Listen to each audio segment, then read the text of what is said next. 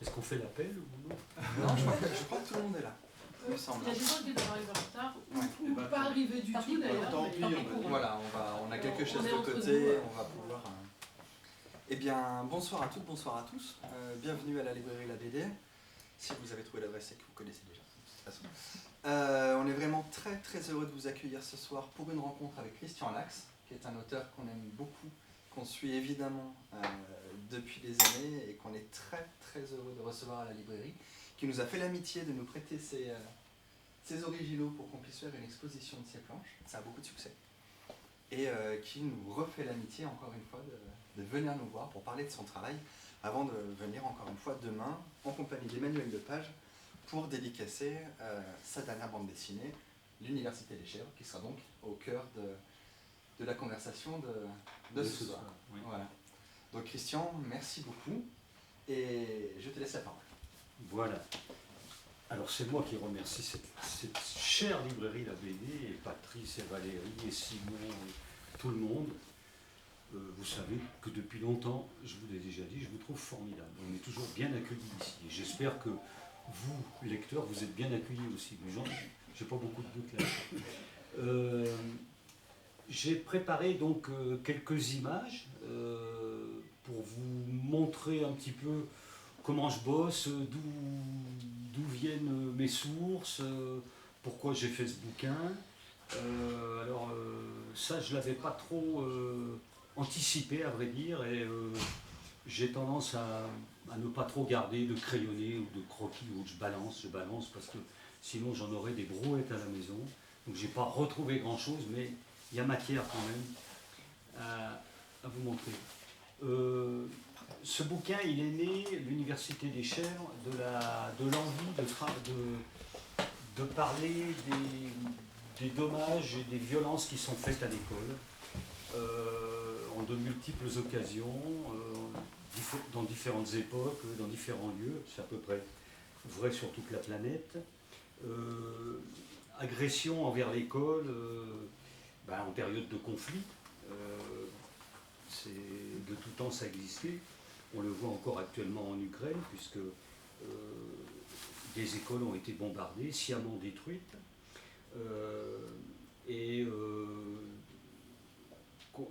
dommages subis aussi à cause des intolérances multiples et variées, principalement des intolérances religieuses, des différentes formes d'inquisition. Au XIXe siècle ou au XVIIIe siècle, à l'époque où commence ce bouquin, c'était le cas de l'Église catholique. De nos jours, c'est ce que j'ai en scène dans le bouquin, on le voit avec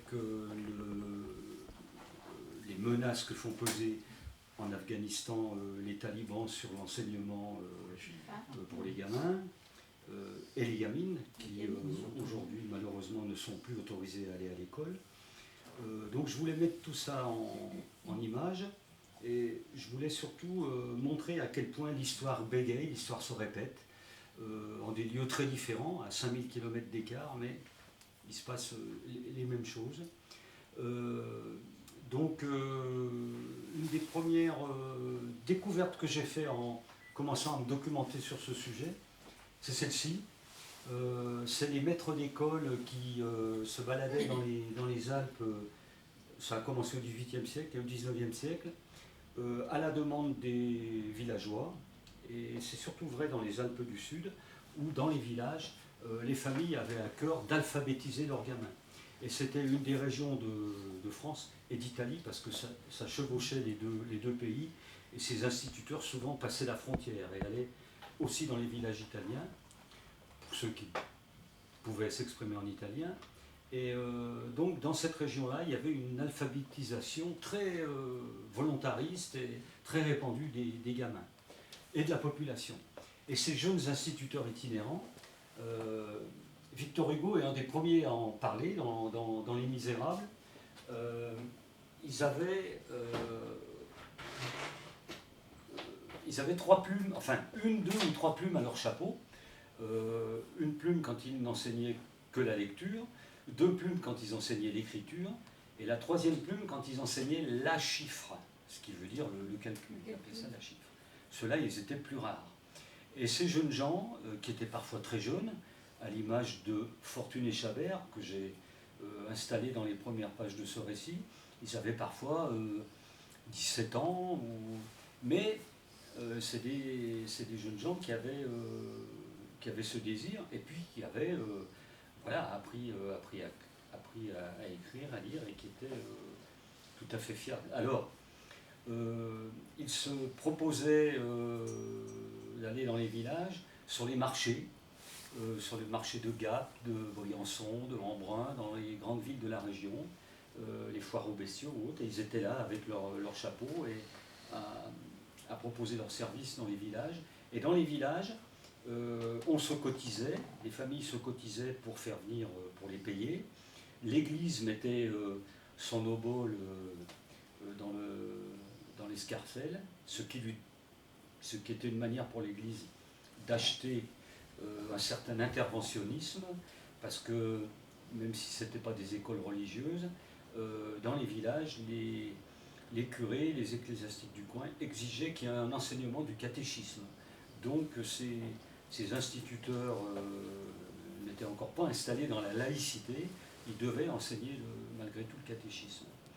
Et voilà, donc ça c'était très répandu, enfin assez répandu à l'époque. Et alors, ici, pour la suivante. Non ? Oui ? Ah, voilà. C'est bon. Alors j'ai trouvé, après avoir fait cette découverte grâce à Victor Hugo, j'ai pas lu Les Misérables en entier, hein. J'ai un coup de bol sur Internet, j'ai vu qu'il en parlait, donc je suis allé au chapitre dans lequel il en parlait. Et j'ai fait l'acquisition d'un bouquin dont vous voyez ici la 4e de couverture. Vous voyez l'instituteur itinérant de l'époque, tel qu'il était en tout cas représenté sous cette gravure. Alors, il faut savoir que ces instituteurs itinérants, c'est ce que je montre ici, se baladaient en plein hiver, dans la neige, dans des conditions climatiques très difficiles. Lui, là, que vous voyez, il me paraît habillé un peu léger. Mais bon, voilà. Moi, j'ai gardé les 3 plumes au chapeau, mais le mien d'instituteur est un peu plus chaudement vêtu. Il a une écharpe, il a une redingote, et j'ai choisi le chapeau de forme parce que je trouvais que ça donnait un peu plus de majesté. Mais par contre, il a ses 3 plumes. Ces instituteurs, je parlais des Alpes, mais leur terrain d'action allait assez loin. Et j'ai trouvé dans un village du Bugey, où je vais fréquemment faire du vélo, parce que comme vous le savez sans doute, je fais du vélo. Il y a un village qui s'appelle Clézieux, qui est au-dessus de Saint-Rambert-en-Bugey. Et il y a une plaque qui est apposée dans le village. Il y avait, à cet endroit-là, il y a eu une école qui a succédé au passage des instituteurs itinérants. Et donc c'était la commune qui avait préempté ces lieux et qui servaient d'école aux gamins. Je vous ai mis ici aussi, ça m'a paru intéressant, je ne l'ai pas dessiné dans l'album, mais j'aurais pu, mais je me demande si je ne l'ai pas trouvé un peu après coup. C'est un livre scolaire qui a été publié en 1877, c'est ce que je lis là, et qui avait un énorme succès dans les écoles de la Troisième République. Et en 1900, c'est-à-dire à peine 30 ans après, il avait été tiré, écoulé à 6 millions d'exemplaires. C'est colossal. Et c'était un livre de lecture que tous les gamins, avec le Tour de France par 2 enfants, cours moyen par Bruno, qui devait être un pédagogue de l'époque.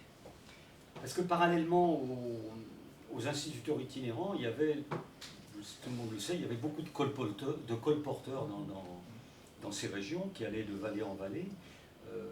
Il y a un très beau film d'ailleurs qui est un peu ancien avec Richard Berry qui s'appelle La Trace, dont Moebius avait fait l'affiche, très belle affiche. Et il y avait des colporteurs de toutes sortes qui emmenaient du linge, de la vaisselle, ça. Mais il y avait aussi des colporteurs en livres. Ce que Fortuné est contraint de faire à un moment donné, puisque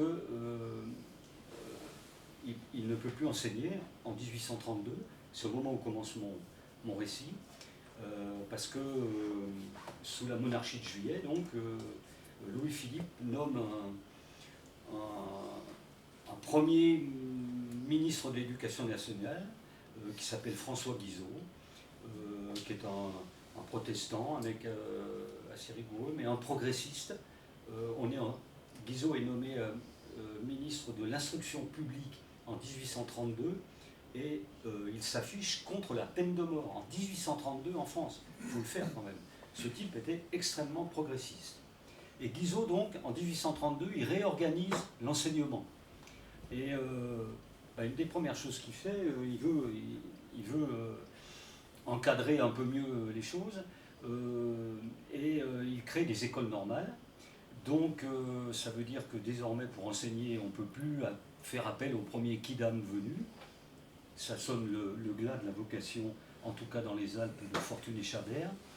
Donc il crée des écoles normales et il impose aux communes de 500 habitants minimum la création d'une école et la prise en charge d'un instituteur ou d'une institutrice ou de plusieurs. Par contre, ce ne sont que des écoles de garçons. Donc Guizot, tout progressiste qu'il est, il a oublié les filles quand même, au passage.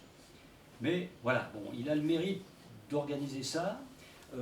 Il a le mérite aussi de faire cohabiter, c'est un peu les prémices de la laïcité, l'enseignement public et l'enseignement religieux. C'est-à-dire qu'il ne s'attaque pas aux écoles religieuses, par contre, il sépare bien les deux choses. Et Guizot est un ministre phare de Louis-Philippe et de la monarchie de Juillet. Il fera il sera ministre de l'Intérieur, ministre de, je ne sais plus, de différentes choses. Mais en tout cas, son passage à l'éducation nationale, qu'on n'appelait pas encore comme ça, a été très remarqué. Ça, c'est un colporteur. Donc vous voyez, lui, il colportait des journaux. Alors, il avait une mule ou un cheval. Hein. Bon, ils étaient très nombreux à sillonner les chemins. Je n'ai pas mis en scène les difficultés du genre agression ou ceux qui se faisaient dévaliser ou faucher les vêtements qu'ils transportaient, ou pas forcément les livres, parce que je pense que les bandits de grand chemin n'étaient peut-être pas forcément portés sur la littérature, mais en tout cas c'était des gens qui avaient des vies très rudes. Mais c'était un lien social d'un village à l'autre, et ils étaient très attendus dans tous les villages, comme le Messie. Ça, c'est une partie de la bibliographie dont je me suis servi. Alors vous voyez en bas les carnets d'un maître d'école d'autrefois. C'est la couverture du bouquin dont je vous ai montré la 4e, où on voit l'instituteur aux 3 plumes. À gauche, Soleil Hopi. Ça a été une mine pour moi aussi, puisque une partie de mon récit se déroule dans ces tribus des États-Unis. Et c'est la collection Terre humaine, qui est un incontournable quand on veut se documenter de manière un peu pointue, enfin exhaustive, tout du moins. Louise Erdrich, que je considère qui est une Amérindienne, que je considère comme un très grand écrivain américain d'aujourd'hui, mais qui parle très très bien de la cause amérindienne et de son passé familial, de ses ancêtres et des Américains. Tommy Orange. Au-dessus et à gauche, il y a un livre de Martine Laroche-Joubert dans lequel elle parle des fixeurs. Comme mon héroïne, Arizona, avait besoin de partir en Afghanistan et d'avoir quelqu'un qui la pilote, lui serve de traducteur et la protège, je voulais savoir quel était le rôle d'un fixeur. J'ai trouvé quelques réponses dans ce bouquin. Alors, il y a ici une partie des bouquins que j'ai utilisés, mais évidemment, j'en ai lu davantage. Ça, c'est toujours ce qui vient en amont. Hein. Alors, je parlais des écoles en France, mais à la même époque, aux États-Unis, les colons américains s'engagent dans un processus d'acculturation des jeunes Indiens. Il s'agit de les mettre au pas, il s'agit de leur apprendre à parler comme eux, il s'agit qu'ils oublient l'essentiel de leur culture. On les intègre dans des écoles comme celle-ci, où on leur impose des uniformes, où on leur coupe les cheveux, ce qui est une humiliation terrifiante pour ces gamins. Ce sont souvent des écoles tenues par des religieux ou des religieuses, et ces gamins sont arrachés à leur famille. Alors dans un premier temps, il y a des écoles qui sont un peu sur place et dans laquelle les gamins vont subir le bourrage de crâne des colons, mais retournent quand même auprès de leurs parents le soir. Mais il y a surtout très rapidement des internats, des pensionnats où les gamins disparaissent de la circulation pour des semaines et des semaines, des mois, et certains n'en reviennent jamais. Il y a beaucoup de maltraitance dans ces établissements et beaucoup d'enfants disparaissent. Alors, il y a eu, là j'ai été un peu rattrapé par l'actualité, il y a eu il y a quelques mois, ou peut-être l'année dernière, beaucoup de révélations sur ces pensionnats au Canada, où il y a eu les mêmes problèmes, on a découvert des charniers, enfin des choses comme ça. C'est marrant parce que quand on met en chantier un bouquin comme ça, bon, il y a à peu près 2 ans et demi, 3 ans de boulot, je ne peux pas imaginer qu'au moment de la sortie du bouquin, je serai dans l'actu. Voilà, c'est des choses qui arrivent. Mais c'est pas mal. Là, vous avez aussi un jeune Indien avant et après son passage entre les mains du coiffeur et du tailleur maison. Et voilà, ces gamins, on leur lavait la bouche au savon s'ils avaient le malheur de continuer à parler leur langue, enfin des tas de choses atroces. Et on va revenir là-dessus à la fin de mon petit exposé, vous allez voir comment. Là, vous avez encore une image d'un pensionnat, et vous avez à côté, j'ai marqué Hopi au feutre vert. Alors ça, c'est dans le bouquin de Terres Humaines, là, sur la société Hopi et la culture Hopi. Et donc là, je me suis servi pas mal de ce bouquin, notamment pour dessiner les mocassins des Indiens Hopi. Vous avez ici une petite gravure donc d'un mocassin tel qu'ils étaient fabriqués, en peau évidemment. Et bon, je me suis servi de ça évidemment pour être conforme à la réalité. Et en dessous, vous avez une jeune indienne Hopi en tenue d'apparat, avec la coiffe spéciale qu'elles arboraient au moment du mariage ou des fiançailles, je ne sais plus très bien, que j'ai dessiné aussi dans le bouquin. Alors après, deuxième étape pour moi, après m'être nourri, hein, parce qu'il s'agit finalement d'une nourriture, je commence à écrire, hein, c'est-à-dire qu'un certain nombre de choses se sont mises en place, j'ai des éléments qui sont arrivés, et mon récit, alors moi je suis de la vieille école, hein, je tape ça à la machine une fois que c'est fini pour le proposer à l'éditeur, mais bon, je fais tout à la main bien sûr. Et donc voilà les premières pages du scénario de l'Université des Chèvres, dont j'avais encore pas trouvé le titre à l'époque. Je ne sais plus comment je voulais appeler ça, mais j'avais pas trouvé. Et après avoir écrit ce scénario, ça me prend 3 semaines, un mois, je ne sais plus. Là, sur ces 8-10 pages écrites, j'ai clairement établi quels vont être les lieux où je dois trimballer mes personnages. Donc j'avais les Alpes, l'Ouest américain, notamment les villages Hopi, et l'Afghanistan. Donc les villages Hopi, je suis allé dans l'Ouest américain, à Monument Valley, dans ces coins-là, vous allez voir un peu plus loin, mais je ne suis malheureusement pas allé dans les villages Hopi, donc je n'avais pas d'éléments pris sur place. Donc j'ai trouvé des trucs sur internet. Alors il faut savoir qu'il y a 3 principaux villages Hopi dans l'Ouest américain. La réserve Hopi, c'est une enclave dans le pays Navajo, dans la nation Navajo, Navarro, je prononce à la française. Donc c'est une enclave qui n'est pas très grande. Et les 3 principaux sites Hopi sont sur des mesas qui culminent à 200-300 mètres au-dessus de la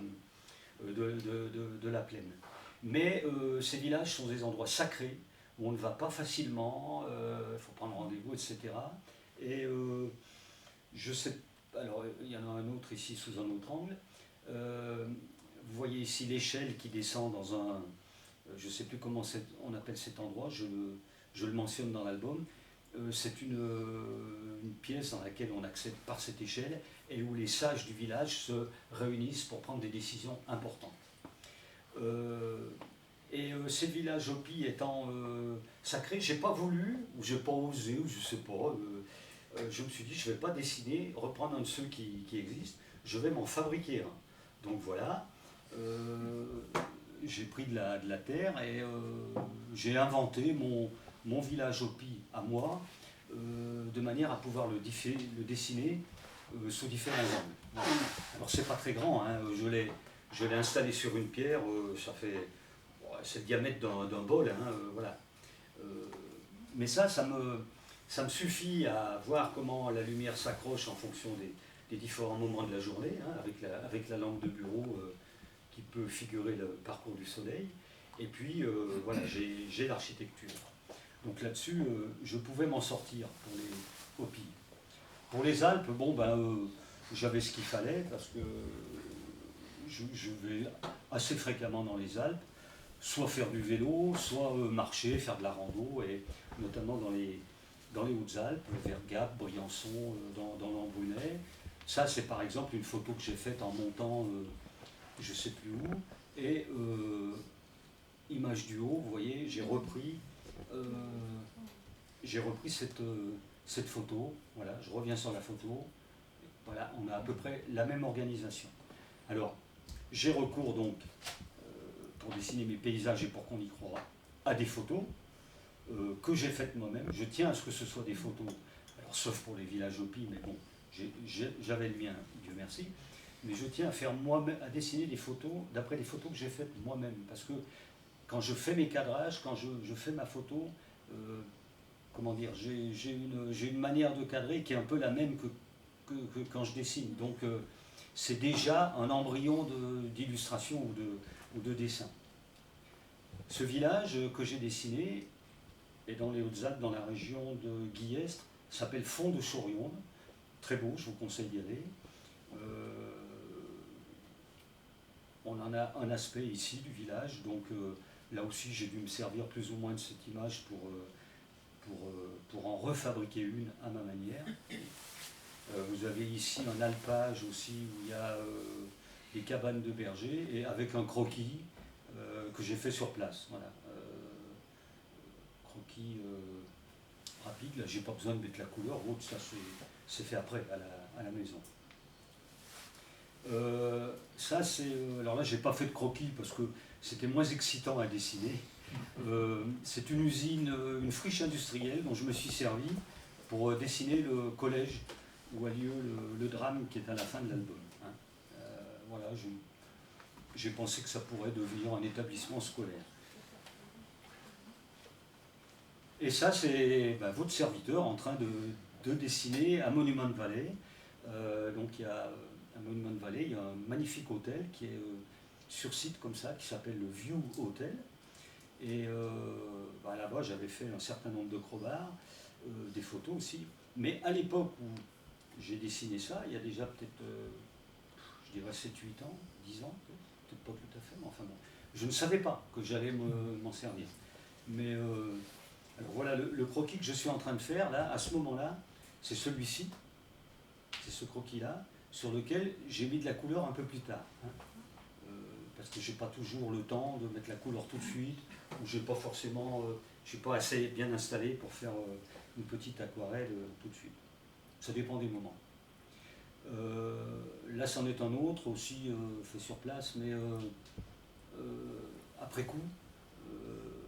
Et c'est sur un papier orange, donc papier qui est déjà de la couleur de la terre ou des rochers du coin. Et ce qui est coloré, par contre, c'est juste le ciel avec du pastel. Il y a des petits rayons de couleur en dessous. Bon, ça m'a plus ou moins servi. Hein. Celui-ci m'a servi pour dessiner. Alors ça, c'est la Route 66. C'est dans un patelin qui s'appelle Williams, en Arizona. Et ça m'a servi à planter le décor de cette image qui est une des images du début de l'album.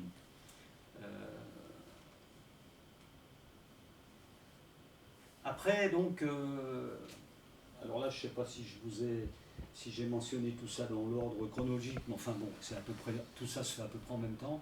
Il y a la recherche des principaux personnages. Sachant que il y a une foultitude de personnages secondaires, ça je m'en préoccupe pas trop, mais j'avais à me préoccuper principalement de mes deux instituteurs, l'instituteur des Hautes-Alpes de 1832, qu'on suit après dans les villages Hopi, l'instituteur afghan du XXIe siècle, et Arizona qui fait le lien entre les deux, puisqu'elle est une descendante de Fortuné Chabert. Donc ça fait partie des premiers crobards. Pour Arizona notamment, ce sont sans doute parmi les tout premiers que j'ai fait. Je travaille souvent, quand je fais ce genre de recherche, même quand je fais des crayonnés, sur calque. Je n'ai pas de table lumineuse à la maison, et le fait de travailler sur calque me donne la transparence que me donnerait une table lumineuse, sans m'abîmer les yeux, outrageusement. Et je fais un peu bouger le calque, ça me permet de, je sais pas, d'agrandir un nez, de rétrécir un front, de donner plus de volume à une chevelure, ou autre, simplement par le jeu du papier calque. Alors voici un crayonné de Fortuné Chabert, l'homme aux trois plumes au chapeau. Là, le crayonné est déjà bien élaboré, il y a dû en avoir d'autres auparavant. Et pour lui, je me suis inspiré de cette statue qu'on trouve au musée d'Orsay, qui est un Rodin, qui s'appelle l'homme d'airain, A-I-R-A-I-N, qui est une très très belle statue de Rodin. J'ai trouvé que son visage, son profil pouvait me convenir pour dessiner Fortuné. Après, je m'en suis un peu éloigné, mais là, j'avais un point d'appui. C'est pas toujours le cas, hein. Bon, alors lui, c'est Sanjar, l'autre instituteur, l'instituteur d'aujourd'hui, mais afghan. Et ça, c'est bon, dans les premiers croquis. Là, il est un peu plus élaboré. Et en le dessinant, j'ai pensé à ce personnage, qui est le commandant Massoud, hein, qui fut une figure de la lutte contre l'occupant soviétique pendant 10 ans. Bon, après, Massoud était un de ces chefs de guerre, comme il y en avait pas mal en Afghanistan, et après le départ des Russes, ils se sont quand même un peu tous foutus sur la gueule. Et, bon, Massoud, on l'a idéalisé, les médias français en ont fait un personnage romantique, romanesque il l'est, mais bon, c'était pas non plus un ange au cœur pur. Ça, c'est des essais de crayonnés pour Arizona, avec le foulard, puisque je sais que je dois l'envoyer en Afghanistan, parce que c'est elle qui va faire le lien entre les deux instituteurs et entre les deux époques. Donc, j'ai un peu cherché sous différents angles à la dessiner avec le foulard. C'est très chiant à dessiner un foulard autour de comprendre comment ça s'installe, comment ça tourne, de draper. Bon. Alors par contre, j'avais un gros problème avec l'Afghanistan, parce que je n'y ai jamais foutu les pieds. Et vraiment, j'étais très ennuyé parce que je savais avoir à dessiner pas mal de scènes là-bas, en pas mal d'endroits. Et j'ai eu un coup de bol, un miracle. Je suis passé voir un copain qui fait de l'encadrement, à qui j'avais déjà eu affaire, un matin. Je ne l'avais pas vu depuis des mois et des mois. Et il me demande ce que je préparais. Je lui dis, écoute, je suis en train de préparer un bouquin qui va se passer en grande partie en Afghanistan. Ah ouais, c'est marrant. J'ai fait 3 ans d'humanitaire en Afghanistan. Waouh! Je lui dis, mais tu dois avoir des photos alors. Mais bien sûr, si tu as une clé USB ou autre, je te mets des photos. Et, deuxième coup de bol, j'étais allé dans un magasin acheter une clé USB 1 heure après. C'est incroyable, c'est incroyable. Là, les planètes s'alignaient merveilleusement. Donc j'ai pris la clé USB que j'avais dans ma poche, qui n'était pas celle-là, mais c'est tout comme. Et voilà, il m'a filé une mine de photographies, et notamment de Kaboul, qu'on voit ici, des images qui m'ont excessivement servi. Voilà sa photo de Kaboul, ce que j'en ai fait. Je crois que c'est la première vue de Kaboul que je dessine. Donc là, on est sous la neige, bon, avec ces espèces de boulevards qui rentrent dans la ville. Et voilà, les collines, les maisons, c'est à peu près ça. J'ai juste remodifié à ma convenance et en fonction de ce que j'avais raconté l'arrière-plan où on voit un barrage de soldats américains, les types à vélo. Il y a beaucoup de cyclistes à Kaboul. Les taxis typiques de Kaboul qui sont des Toyota Break comme je l'ai dessiné dans l'album. Voilà. Et l'image définitive que vous voyez ici en haut sur le premier strip. Alors j'ai opté, vous l'avez sans doute remarqué pour ceux qui ont feuilleté l'album, la première partie, la partie dans les Alpes, jusqu'à la page 63 ou 64, est en couleur. Et j'avais décidé après, pour la partie contemporaine, de bosser plus dans des camailleux, de gris, de beige. Et voilà, bon, alors, vous dire pourquoi précisément, j'en sais rien. J'avais sûrement de bons arguments à l'époque, puisque mon éditeur m'a dit oh, bah, c'est bien, d'accord, ouais, voilà. Donc ça, ce sont des encres et de l'aquarelle et du café. J'ai beaucoup travaillé avec du café aussi pour ces couleurs un peu chaudes, un peu beige, comme vous le verrez plus loin. Ça, c'est une planche en train de se faire, encore Kaboul. Je crois qu'elle fait pratiquement suite à celle que vous avez vue précédemment. Par contre, celle de gauche qui est mise en couleur, l'image de gauche qui est mise en couleur, c'est plus ou moins d'après une photo de Jean, qui est mon dealer en images. Mais celle de droite, c'est un Kaboul reconstitué. C'est les hauteurs de Kaboul telles que j'ai imaginé qu'elles pouvaient être. Parce que bien sûr, et celle du dessous aussi, bien sûr, il m'a passé un tas d'images, mais il n'y a pas forcément à chaque fois pile poil celle dont je pourrais avoir besoin. Alors, vous pouvez remarquer que mes planches originales sont plutôt propres, hein, le tour et tout. On doit se dire mais comment il fait pour ne pas dépasser. Je cache, vous voyez, je mets une espèce de scotch autour, là, c'est ce qu'on achète dans les magasins de bricolage quand on repeint les fenêtres pour ne pas mettre de la peinture sur les carreaux. Ça c'est très bien, c'est un tuyau qui m'a été donné par mon grand ami Emmanuel Lepage, avec qui je dédicace demain. Parce que de temps en temps on parle un peu boutique.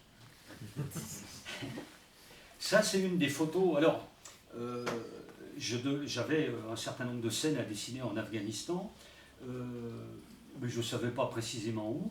Et là aussi, la banque d'images que m'a fourni Jean m'a beaucoup servi parce que ça m'a conduit à emmener mes personnages et à emmener mon action dans des lieux dont j'ignorais l'existence. Et cette scène-là que j'ai dessinée dans le désert, dans ce désert afghan qui est frontalier de l'Iran, qui est un désert de tous les dangers, je ne l'aurais sans doute pas fait si je n'avais pas eu les photos de Jean. Voilà, alors je reviens, vous voyez l'image avec le document. Alors, il y a beaucoup d'annotations autour, ça c'est moi. Alors, il y a un 89 qui est cerclé là, donc je pense qu'il s'agit de la page 89. Et il faut savoir que ça c'est un des avantages qu'on a quand on bosse tout seul. Quand je bossais avec un scénariste, le scénariste il me propose un récit et des dialogues que je respecte. Avec Franck Giroud, si je voulais changer une virgule, je lui téléphonais et je lui demandais l'autorisation. Il était très pointilleux là-dessus, à juste titre. Mais quand on bosse tout seul, on peut jongler avec tout ça. Et moi, j'aligne les planches en sachant ce que je raconte, ce que j'ai à dire. J'ai un fil conducteur, mais je n'ai pas les dialogues de manière précise. Et tout ça, ça vient au fur et à mesure que je dessine, ou ça vient, par exemple, comme ici, sur les documents que j'ai trouvés, bon, je prends plein de notes, et puis après, une fois que j'ai la chair du dessin, que la planche est terminée, là, j'installe le texte définitif. Vous verrez après que je procède aussi avec des post-it. Donc sur mes originaux, il n'y a pas de texte dans un premier temps. Les textes, vous voyez là-bas, je les mets sur des calques à part. Ça me permet de ne pas polluer mes planches originales avec les bulles du texte. Et puis, les gens qui achètent des originaux de bande dessinée, souvent, pour beaucoup, aiment bien voilà, des originaux vierges de texte. Mais d'autres préfèrent quand on est vraiment dans l'esprit de la BD et quand il y a les bulles. En fait, il y a deux publics. Hein. Voilà. Donc ici, on a une visite dans une école. Sur le tableau, sur la dernière image, il n'y a aucun texte pour le moment. Parce qu'à ce moment-là, j'attendais la traduction. Parce que Jean m'a mis en contact avec deux Afghans qui sont réfugiés. Alors il y en a un qui est sur Lyon, que je devrais rencontrer en principe prochainement, là, prochainement, j'espère, et un autre qui habite je ne sais plus où, et ces gens-là me servaient pour les traductions. Et sur le tableau, il y a un texte, je ne sais plus dans l'album ce que ça dit, je crois que ça dit bienvenue ou un truc comme ça. Et là, j'attendais d'avoir la traduction. Ça aussi, c'est une photo de Jean. C'est le célèbre tunnel du Salang qui traverse l'Hindu Kush. L'Hindu Kush, c'est un peu les Alpes de l'Afghanistan. C'est un massif montagneux qui culmine jusqu'à... Parce que c'est la continuité de l'Himalaya. Et on a des sommets à plus de 6000 mètres. Et ce massif, il part grosso modo du centre de l'Afghanistan, au sud de Kaboul, et il part vers le nord-est, et il part surtout en direction de la Russie, de l'Union soviétique à l'époque. Et à la demande des Russes, dans les années 50, pour relier Kaboul à la Russie, ils ont construit ce tunnel qui a presque 4000 mètres d'altitude, qui est un endroit terriblement enneigé, dangereux, etc. Et qui est spectaculaire. Et quand j'ai eu cette photo sous les yeux, je me suis dit, punaise, c'est le coup de faire une double page. Donc j'ai fait une double page avec le tunnel de Salang. Voilà. Ce tunnel, il fait presque 4 km de long et il a été le lieu de beaucoup de tragédies. Il y a eu plusieurs fois des avalanches. Alors vous voyez, il y a des ouvertures qui ne sont pas très grandes, mais à ces altitudes-là, quand il neige beaucoup, quand il y a des avalanches très violentes, ça rentre tout dans le tunnel. Et il y a eu souvent des voitures submergées, des morts, voilà. Et il y a eu aussi, pendant la guerre contre les Russes, entre 79 et 89, puisque l'occupation partielle de l'Afghanistan par les troupes russes a duré une dizaine d'années, il y a eu un très gros attentat en 82, je crois. Il y a un camion-citerne qui a été déposé là par les Moudjahidines et qui a explosé au passage d'un convoi de l'armée russe, et il y a eu des centaines et des centaines de morts. Donc ce tunnel a un historique très violent. Là, on n'est plus en Afghanistan, on est dans les Hautes-Alpes, et ce personnage qui chemine sur le col de la Rousse, que je dessine dans les toutes premières pages, sauf que moi je dessine sous la neige, c'est mon éditeur. C'est Claude Gendreau. Alors, comme c'est mon éditeur, je le laisse devant, il faut mieux être correct. Il ne s'agit pas qu'ils prennent mal la chose. Non, mais bon, je plaisante. Et voici le sommet du col de la Rousse, donc qui relie la vallée de l'Ubaye à la vallée de la Durance, et par lequel transitaient beaucoup de colporteurs, et où je fais passer Fortuné Chabert, mon instituteur. Le col de la Rousse, il est à 2000, je vois pas bien, 2147 ou un truc comme ça. Donc quand même, quand il circulait en hiver, il y avait de la neige, quoi. Parce que, je vais peut-être oublier de le préciser, mais ces gamins qui allaient à l'école avec ses instituteurs dans une des maisons du village, c'était principalement à la mauvaise saison que ça se passait. Parce que dès le printemps et pendant tout l'été, les parents avaient besoin d'eux pour garder les bêtes, pour travailler au champ et tout. Donc là, il n'y avait pas d'école. Donc, les instituteurs itinérants ou autres colporteurs de livres ou de vêtements ou autres, ils affrontaient les intempéries hivernales. Ça, c'est un croquis de chapelle que j'ai fait dans le coin là-bas, sur mon petit carnet, mais que je n'ai pas gardé. Et par contre, j'avais cette autre chapelle dont je me suis servi pour dessiner celle-ci.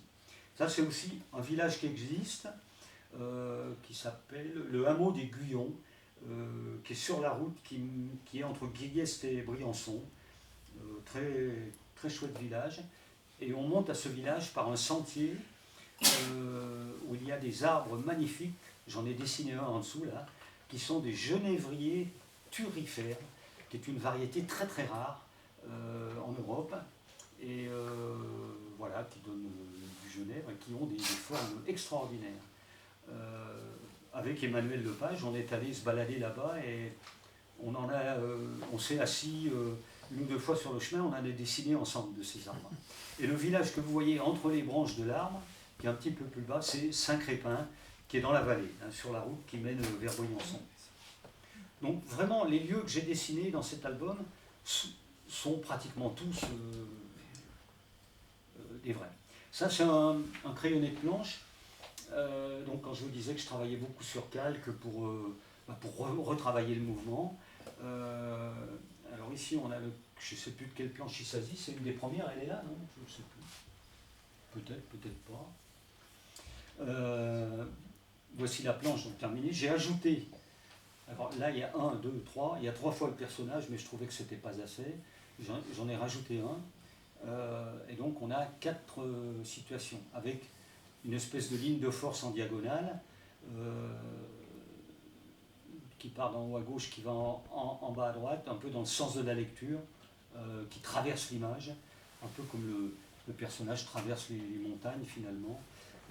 Voilà, j'avais envie que ça respire, comme on est dans la neige en plus, on peut utiliser le blanc du papier pour donner encore plus d'infini à la présence de la neige. Ça c'est une planche que je n'ai pas gardée ou que j'ai gardée partiellement. Je ne sais pas ce qui m'a pris à ce moment-là. En fait, je travaille sans faire de storyboard. J'ai rien avant. Les planches se succèdent les unes aux autres. Il m'arrive même fréquemment, en terminant une planche, de ne pas trop savoir ce que je vais faire sur la suivante. Mais j'adore ça. J'adore cet imprévu. C'est dans l'imprévu, finalement, qu'on trouve des trucs sympas, des fois. Donc, là, je ne sais pas pourquoi, j'avais opté sur cette grande image, là, avec ce ciel. J'étais peut-être content de moi sur la réalisation, la matière qu'il y avait dans le ciel. Et puis bon, je me suis dit que c'était quand même pas assez. Et j'ai refait la planche de cette manière-là. C'est-à-dire que je n'ai gardé que ce qui est en bas, les 2 strips. Alors, le personnage qui marche, scène nocturne, et la petite maison, qui n'est pas dans la prairie, mais presque.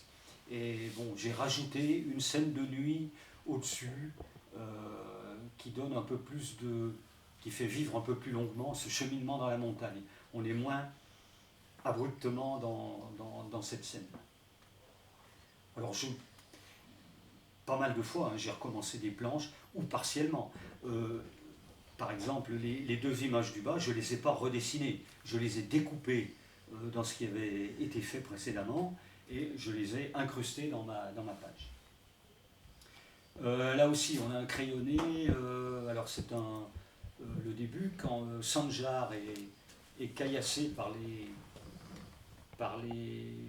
gens les hommes du village qui ne veulent plus qu'il vienne enseigner, parce que les gamins doivent aller désormais suivre les cours des madrasas ou les écoles coraniques.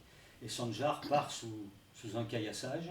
Alors ça, c'est les premiers crayonnés. J'ai commencé par le mouvement de Sanjar, qui se baisse pour éviter les pierres, puis qui après se met à cavaler. On en voit un là qui a le geste, qui vient de balancer une pierre. Après, bon, on voit les autres au-dessus. Hein, j'ai laissé ceux qui jettent les pierres au crayon pour les reculer, qu'il y ait moins de précision. On a une mise au point sur l'avant-plan de l'image, et l'arrière-plan, d'ailleurs, ils ne sont pas dans la même image de toute façon. Les pierres qui sont jetées sont le résultat de ce qu'on voit en haut à gauche, sont la cause, et le résultat, c'est ce qu'on voit à droite. Après, vous avez en dessous l'image que je n'ai pas gardée. Là, on a un éclairage qui était un peu fin de journée, mais qui ne m'emballait pas. Et puis, je trouvais que mon ciel était un peu bouché. Donc, j'ai mis ça à la corbeille et j'ai fait celle-ci à la place. Où il y a une belle lumière qui est un peu le fruit du hasard, parce que là, j'ai mis de l'eau sur toute la surface du ciel pour aquareller, et après, bon, je suis avec ma page, et l'encre se diffuse sur l'eau, et je fais un peu, je dirige l'encre un peu comme je veux. Et là, miraculeusement, la tache de lumière s'est arrêtée où je voulais. Sinon, j'aurais recommencé.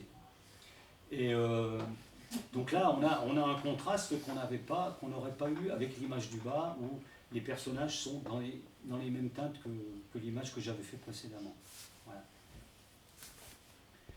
Ça, c'est une image que je n'ai pas gardée, mais que vous reverrez peut-être fin avril. je n'en dis pas plus. C'est une image du journal où travaille Arizona à Phoenix. Et c'était un petit peu l'arrière-cour, une espèce d'impasse qui est dans une petite rue adjacente. Je ne l'ai pas gardé et j'ai remplacé par ceci, où on voit une rue de Phoenix avec quelques passants. On est un peu plus dans la ville. Voilà. Le nom du journal a changé aussi. À ce moment-là, j'avais appelé le journal Phoenix Daily News, mais je me suis rendu compte qu'il y avait un journal à Phoenix qui ressemblait terriblement à ça, donc je l'ai rebaptisé Phoenix Post. Phoenix Post, je suis sûr que ça n'existe pas, à moins que depuis que mon bouquin est paru, mais il n'est encore pas paru aux États-Unis. Alors dans l'album, le personnage qui est en bas à droite avec son smartphone est en couleur et il a un t-shirt à la gloire de Donald Trump. Ça, c'est une salle de classe dont je me suis servi, que j'ai dû trouver sur Internet, dont je me suis servi pour dessiner celle-ci, qui a été ravagée. Alors vous voyez, on devine que les tables sont celles qu'on a vues précédemment, et on a le petit poêle à bois là, qui est sans dessus-dessous, voilà, qu'on retrouve ici dans le milieu de l'image. Et chaises et bureaux des gamins, voilà. Je me suis servi de ça parce que je pensais que ça pouvait être une salle de classe de là-bas. Mais je ne sais pas, c'est probablement une salle de classe dans un pays pas très riche, mais voilà. Bon. Vous avez en dessous ici l'ardoise sur laquelle écrit Sanjar, sur laquelle il y a cette citation, donc là traduite par un de mes deux Afghans, là, qui est une citation de Mandela, que j'ai oubliée. Bon, vous la retrouverez dans le bouquin. Donc c'est quand même grave. Il y a, en Afghanistan, il y a deux langues principales qui sont parlées. Il y a le Dari, qui est l'appellation afghane du Farsi. Le Farsi, c'est une langue perse qui est parlée par plus de 100 millions de personnes dans la région. Et il y a le Pachtoun. Alors, selon la région où on se trouvait, mes traducteurs me proposaient un texte différent. Vous avez ici aussi, sur le mur de la maison, troisième image en bas à gauche, le mur est tagué, à des graffitis qui sont des insultes pour cette jeune femme qui habite la maison et qui veut se présenter à la députation. Et en gros, c'est femme sans honneur, etc. Parce que, bon, évidemment, là-bas, c'était pas très bien perçu. Alors, ce personnage féminin, parce que Arizona, pour ceux qui ont lu le bouquin le savent, elle part en Afghanistan pour envoyer à son journal des portraits de femmes exceptionnelles. Et cette jeune femme en est une. Elle se présente à la députation et on est dans les années 2000. Alors là, je sors mon petit papier parce que j'ai oublié les dates, mais je me suis inspiré donc de Malala Joya, qui a été élue députée en 2005. C'est elle, Malala Joya, et c'est une des premières femmes députées. Alors en 2005, il y avait la présence américaine, qui est discutable, qui est largement discutable, mais qui en tout cas permettait aux filles d'aller à l'école. Ici, elle vient parler à des filles dans une école, et permettait à des jeunes femmes de se présenter au Parlement. Bon. Malala Joya a été élue, mais elle a été très rapidement, elle était la plus jeune parlementaire à ce moment-là en Afghanistan, mais elle était très très mal vue par les caciques du coin, qui l'insultaient, qui la menaçaient ouvertement, et qui lui coupaient son micro. Enfin, on lui a fait 1000 misères, c'était absolument ahurissant. Ici, on la voit en train de parler devant ses confrères au Parlement, et en 2007, ils l'ont expulsée du Parlement. Je ne sais pas trop où elle en est aujourd'hui, ce qu'elle est devenue, je ne sais plus. J'ai dû regarder ça, mais j'ai oublié. Bon, voilà. J'ai dormi dessus un peu trop longtemps. Et il y a un parallèle, là aussi. Finalement, dans ce bouquin, il y a beaucoup de parallèles. Hein. L'histoire bégaye d'un continent à l'autre, d'un pays à l'autre. il y a un parallèle avec Ilhan Omar, qui 10 ans après Malala Yousafzai, aux États-Unis, s'est fait élire à la Chambre des représentants du Minnesota en 2016, donc 10 ans après. Et alors elle, elle est d'origine somalienne. Elle est arrivée aux États-Unis à l'âge de 8 ans, après avoir passé 4 ans dans un camp de réfugiés au Kenya. Donc elle a eu une enfance très très difficile. Et elle a réussi à se faire élire donc, à la Chambre des représentants du Minnesota. Je crois qu'elle a été élue au moins 2 fois, elle a été réélue. Il me semble, ouais, il me semble. Parce que, je ne sais pas si je l'ai noté là, à la Chambre des représentants, ils sont élus pour 2 ans, hein, et c'est renouvelable par tiers. Le système politique américain n'est pas évident à comprendre. Mais voilà. Et alors donc, Ilhan Omar, je lui ai fait des misères sur cette image-là, où son affiche électorale est taguée par un groupe d'extrême droite américain, des suprémacistes blancs, qui évidemment vivaient cette candidature au plus mal.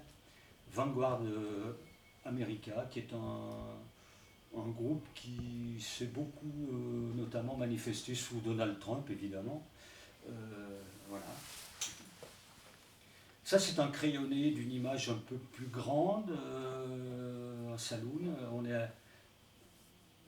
On retourne à l'époque où Fortuné a gagné les États-Unis. Donc c'est le crayonné avec ici un travail sur le... Je cherchais la lumière là. Donc après le crayonné de base, j'ai ancré. Hein, on voit ici les traits qui sont probablement les traits définitifs. Et j'ai fait une photocopie de mon ancrage, parce que je ne voulais pas faire des essais sur l'ancrage défini. C'est la planche 21. Et donc, au feutre gris, je cherche à placer un peu les lumières.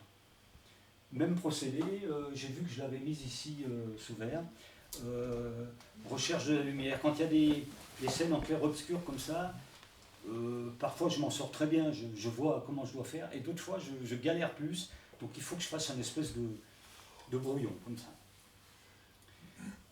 Ça, c'est une planche en train de se faire, le crayonné et l'ancrage. Alors, très souvent, je commence l'ancrage par le bas, pour ne pas, avec la paume de la main, si je commence par en haut, je vais graisser le papier, et après, ma couleur va moins bien prendre.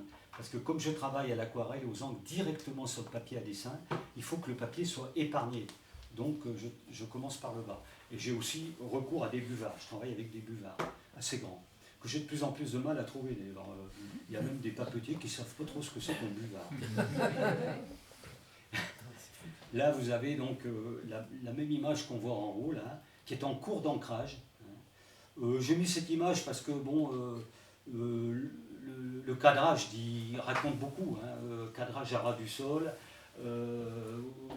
On est au sol tout comme la victime, hein, on partage son inconfort, hein, c'est le moins qu'on puisse dire, et puis il est aussi installé dans le triangle des jambes qu'on voit à l'avant-plan, donc vraiment coincé, il ne peut pas échapper à ce triangle, avec un assaillant à gauche, un assaillant à droite, un de dos, il ne peut pas, il ne peut guère avoir d'espoir.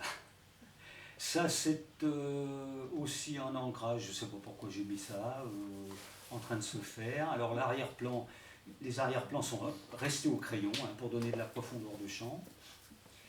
Ça, c'est un croquis fait dans un train, en 2001, Paris-Bruxelles, à 8h du matin, je m'étais levé tôt ce jour-là.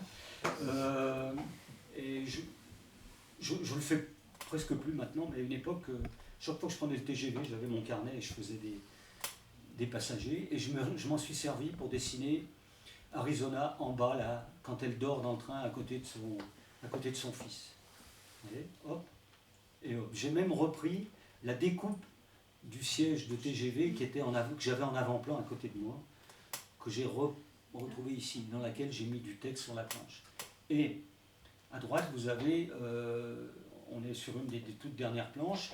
Je l'ai laissé au crayon parce que je veux que le dessin, que l'histoire s'éteigne un peu avec un trait moins revendiqué. Le trait du crayon est moins revendiqué qu'un trait à l'encre. Et cet endroit, c'est, je ne sais plus, il y a Il y a une photo, il me semble. Non, il y a un croquis ici. Voilà. Croquis et la photo de l'endroit que j'ai dessiné là. Vous voyez, je l'ai retourné, je ne sais plus pourquoi, ça m'arrangeait. Bon, voilà. Ça, c'est les planches. Alors, c'est l'installation du texte définitif. Vous voyez, les planches sont dessinées. J'ai mis un calque pour les protéger.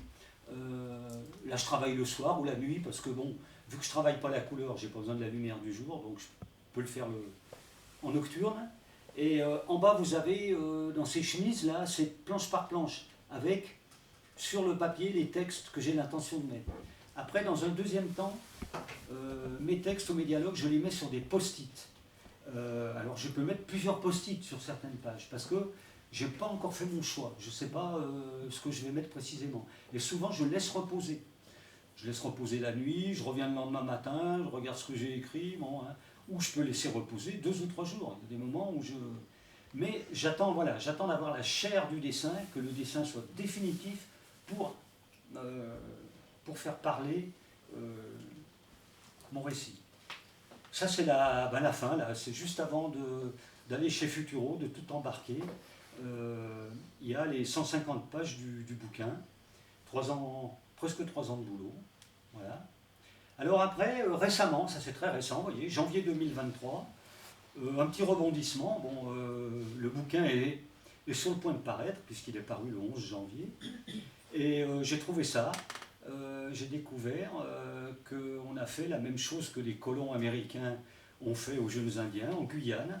On a voulu éduquer, évangéliser, coloniser les Amérindiens. On est allé dès 1958 avec le concours de l'administration française, arracher les gamins qui vivaient dans la forêt de Guyane, les éloigner de leurs parents, les évangéliser, les déculturer, voilà. Et interdiction de parler leur langue maternelle. Et il n'y a pas si longtemps, je crois qu'au début des années 2000, il existait encore 1 ou 2 pensionnats de ce type en Guyane. Comme quoi, tout se répète partout, toujours, et on n'a pas de leçon à donner à qui que ce soit. Ça, c'est aussi un ultime rebondissement. Le bouquin était paru, et j'ai fait une interview au téléphone avec le journal Casemat, et quelques jours après, la journaliste m'a envoyé ça en me demandant si je m'étais inspiré de ce personnage. Je le découvrais.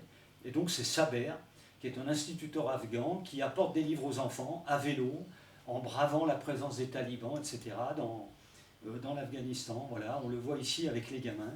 Donc là, on est vraiment très proche de mon Sanjar que j'ai carrément inventé, et qu'on voit ici avec les gamins en train de leur faire l'école. Voilà, et c'est mon image de conclusion. Si vous avez des questions à me poser, je suis prêt à les répondre. Merci beaucoup de questions. Effectivement, avant de passer à la suite, si vous avez des questions, n'hésitez pas. Je vais vous aider. Est-ce que vous avez lu l'ouvrage de Jo Sacco qui se base justement sur ces écoles au Canada? Non, je n'ai pas lu. Oui, oui. Jo Sacco est un grand reporter en images. Il y a d'autres livres où il parle beaucoup des fixeurs. Oui, oui, oui. Oui. Mais j'ai pas tout lu, Jo Sacco. Olivier? Oui, tu nous parles des photos que tu utilises pour travailler sur les paysages. Est-ce que pour les personnages, notamment les attitudes, parce que tu travailles beaucoup sur des attitudes qui doivent être le plus expressives possible, tu travailles aussi avec la photographie? Oui, oui, ça m'arrive. Ça m'arrive de faire poser Martine, qui est là, derrière vous. Voilà, ou au miroir. Bon, j'ai un grand miroir dans la pièce et je me mets devant le miroir et je prends l'attitude, voilà. Mais j'ai recours à des subterfuges comme ça quand j'ai des trucs un peu trop difficiles à dessiner. Surtout étant dans un style comme ça, quand même plutôt réaliste, je ne peux pas trop me permettre de trop déformer, de tomber dans du caricatural. Voilà. Pour le turban, j'ai demandé, mais Martine, non. Oui, l'écharpe, le foulard, je crois pas. Hein. Je sais plus. Je ne peux pas le souvenir, mais bon. Je sais pas. Mais il y a incontestablement des images dont tu es à l'origine. C'est beau. Oh là là. Et petite anecdote de complément, je ne sais pas si tu te rappelles, quand on était en Chine, on nous avait parlé aussi de colporteurs, Ouais. de petits bouquins, parce qu'on avait trouvé des petites bandes dessinées qu'on appelle les liens Hua C'est Hua. vrai, ouais. Et on nous avait raconté qu'il y a longtemps, des colporteurs se baladaient de village en village avec des caisses remplies de ces mini-bouquins. Et on C'est pouvait venir consulter ces petits livres pour apprendre soit la couture, soit certaines techniques, soit des vieilles légendes. Ouais. Mais tu vois, j'avais oublié, mais c'est vrai, ça me revient. Mais finalement, ça a été très répandu, hein, le colportage, que ce soit intellectuel ou matériel, évidemment. Dans ces coins paumés où il n'y a pas de salle de classe ou d'endroit dévolu, et puis il n'y a pas d'instit à demeure, quoi, ou de magasin à demeure ou autre.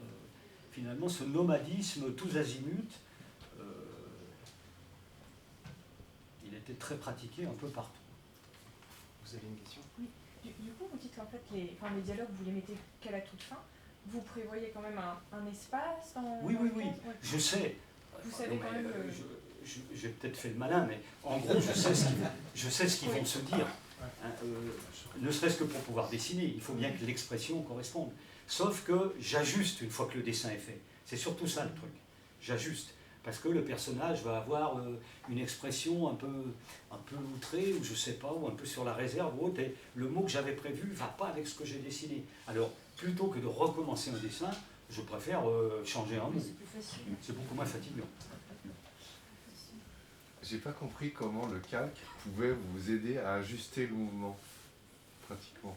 Parce que quand je fais un premier crayonné sur un papier blanc, Ouais. par exemple, et par exemple les gars qui balancent leur caillasse, là, bon, ça ne me va pas tout de suite, ça va pas, le mouvement n'est pas là.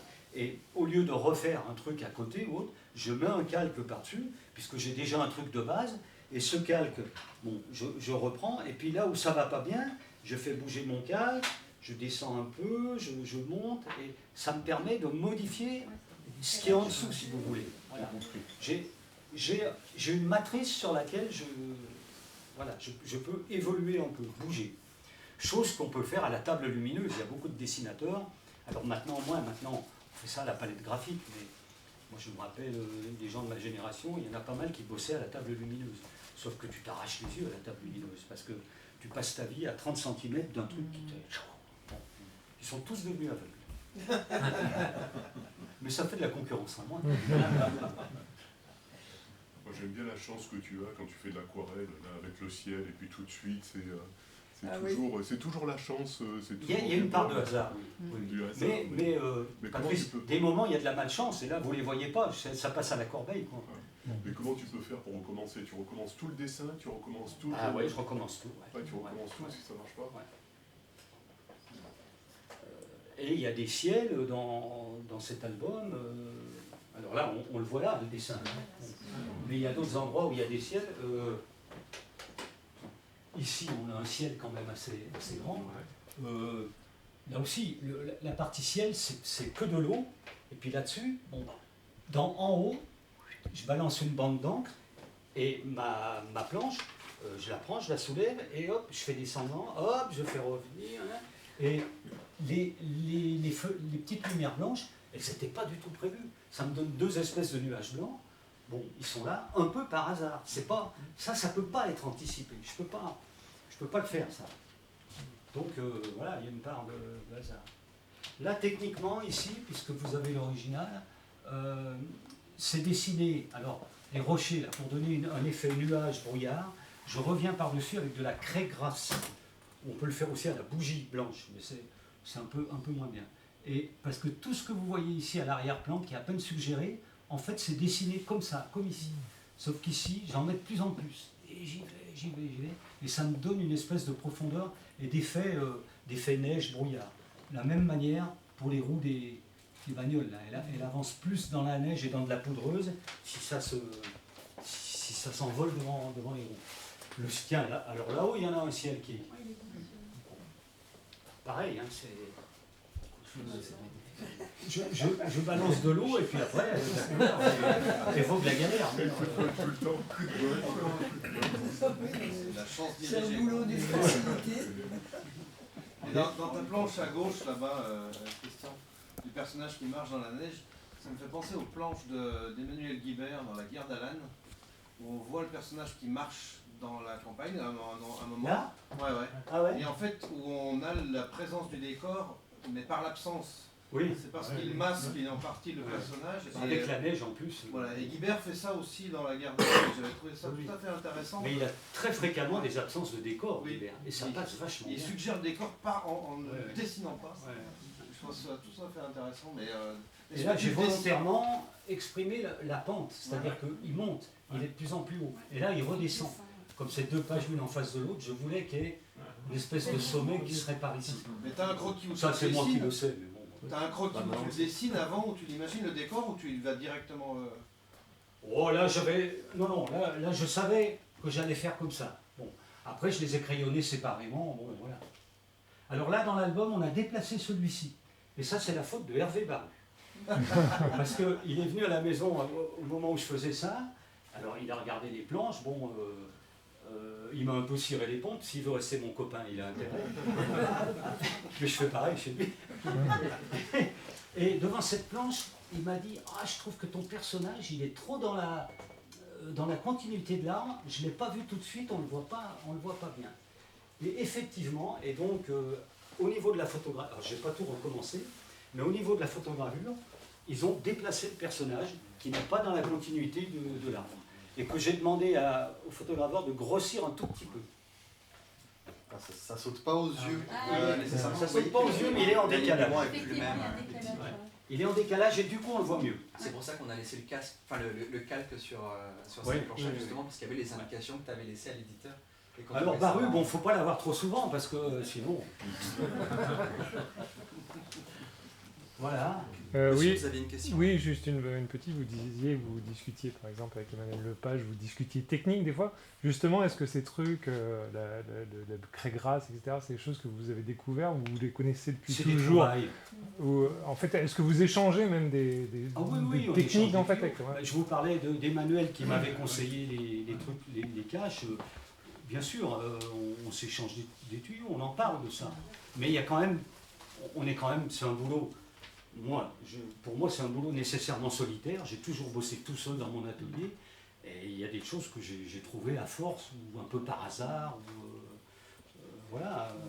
Mais surtout quand on va dans ton atelier, Ça on aussi. voit que tu Comment travailles avec beaucoup d'outils différents, quoi, des bouts de choses. Ouais, mais j'aime bien faire des c'est tests. pas- Ouais. C'est pas que des pinceaux, des crayons. Et, Alors, il y a tout un pour tas- l'album, principalement, quand même. Ça aussi, c'est un croquis de voyage. Alors là, vous le remarquez peut-être pas, mais c'est un croquis. Par contre, je l'avoue, c'est un croquis fait au Canada. C'est pas américain, mais ça fait rien. Ça peut passer. Et ce corps de bâtiment, c'est celui que j'ai repris ici. Oui, j'ai inversé parce que ça m'arrangeait. Je sais plus pourquoi, mais voilà, croquis.